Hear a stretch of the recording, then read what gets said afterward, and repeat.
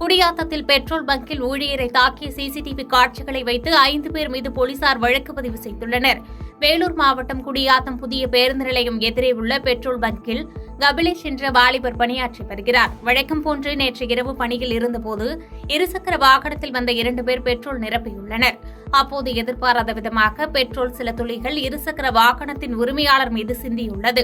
இதனால் ஆவேசமடைந்த வாகன உரிமையாளர் வாக்குவாதத்தில் ஈடுபட்டு கபிலேஷை தாக்கியுள்ளார்.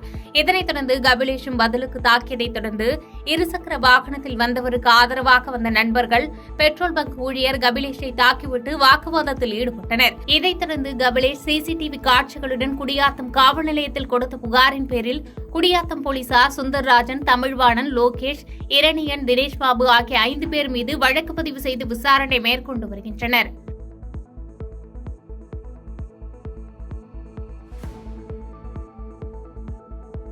பாதகம் செய்பவரை கண்டால் நாம் பயங்கொள்ளலாகாது பாப்பா.